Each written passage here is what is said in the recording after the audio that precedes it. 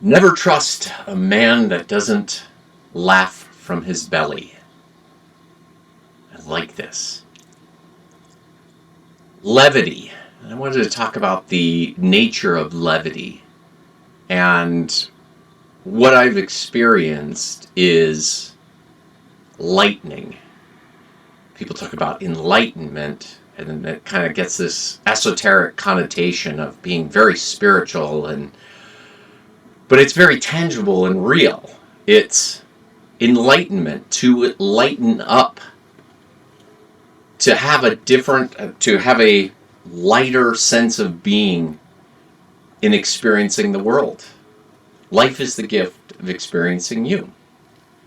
And so I wanted to talk about this because it's not just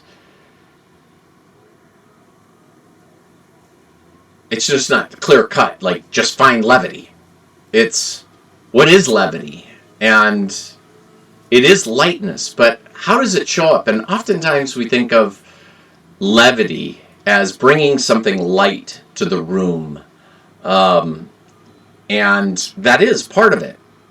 But let's talk about the aspect of humor and comedy and jokes and those kind of things, because I was well advised in a mentorship about the difference in humor, because just having a sense of humor is not necessarily levity, because where does the humor hit us? Oftentimes the laughter comes from the head. And that's what I like to talk and think about as wit. And it usually, heady jokes are usually biting somebody else or something else to destroy them, to humiliate them, and to make them look ridiculous. And humor is that laughing from the belly kind of laugh, where everyone's in on the joke. And there are comedians that are really good at doing this. They're self-effacing, and they throw everybody under the bus. They don't just find the worst target in the world and make fun of those things. And you can probably come up with your ideas of certain comedians that are like that. And so laughing from the belly, and the belly laughing is amazing. It's just such a great thing. And what I have found too is kind of like I've been talking about in a lot of my other videos recently, is talking about the aspect of hate. And in our world right now, it's just so easy how people are making meaning from hating something. And it's just so prevalent. I'm not putting a spotlight to criticize that aspect, just looking at it and observing that that's what's going on in the politics in the US. It's exactly what it is. Most people are just, if I can get people to hate the other thing, then then my thing has meaning. And that isn't truth. That's not deep truth. If your thing can't stand on itself, you need something else to make it true.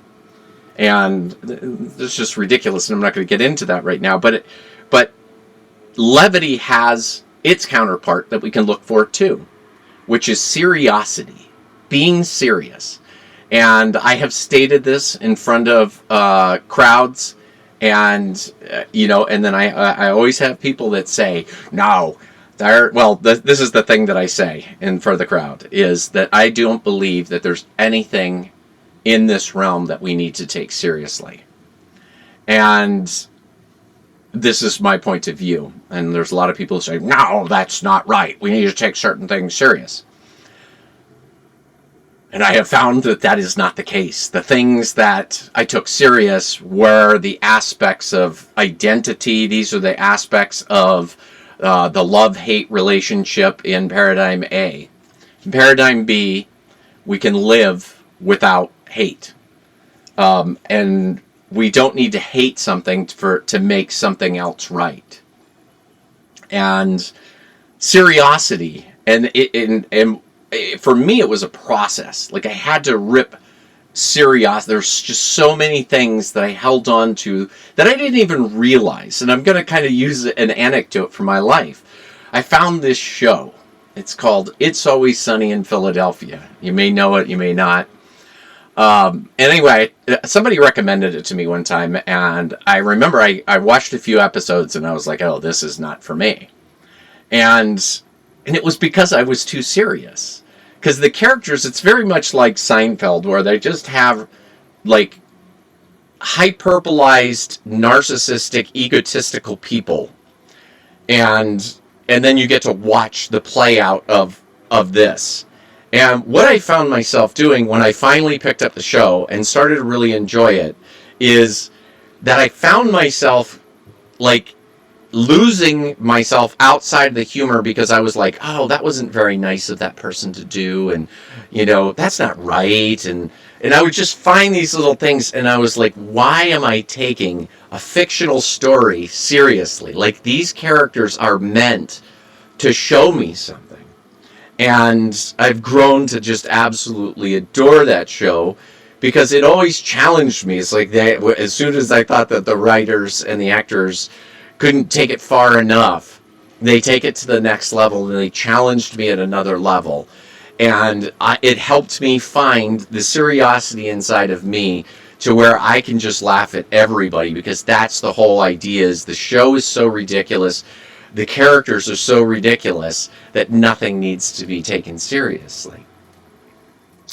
So, levity, finding lightness in the world.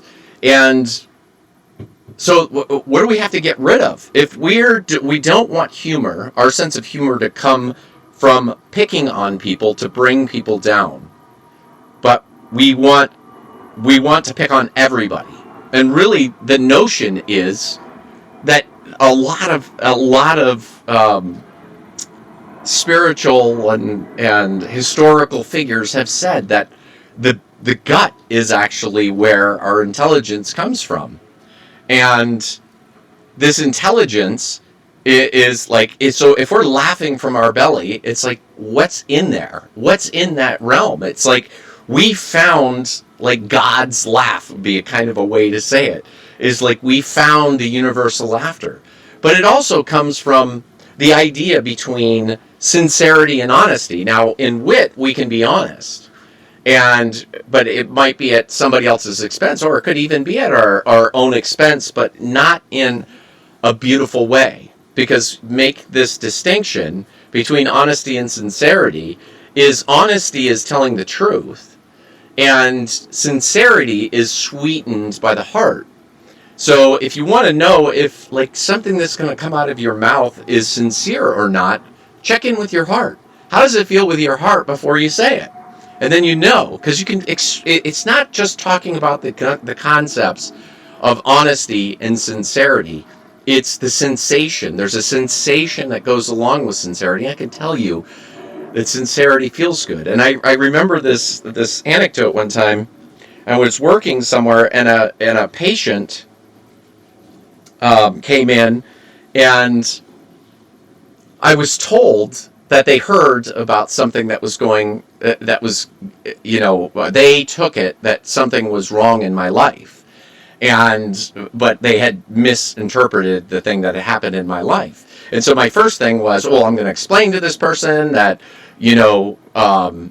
that it wasn't this and this. And I was like, and I could just feel this heaviness. It's like, I'm going to tell them the truth. I'm going to be honest with them. And then I looked at it from a different direction, and I went, wait a minute, this person was reaching out, and they were saying, I'm going to be friendly, and I'm going to offer this person something. Offer me this thing. And I went, that's beautiful. Like, that's so sincere. And I went, I like thinking about it from this perspective, that somebody just offered me sincerity, something more beautiful, and I just sat in that sincerity and that sensation of sincerity. And this is what I'm talking about, is finding levity and lightness in your days, and to have life be the experience of the gift of experience, the experience of lightness is so much better than carrying around hard stories to carry around and then sharing it with people and passing that along. These suffering stories, they're very heavy and dense and hard, and that's why we get encapsulated them in paradigm A, and then we believe that that's the only way that we can experience life. And it isn't. There's so many more beautiful things, and levity is really a good thing to keep our eye on.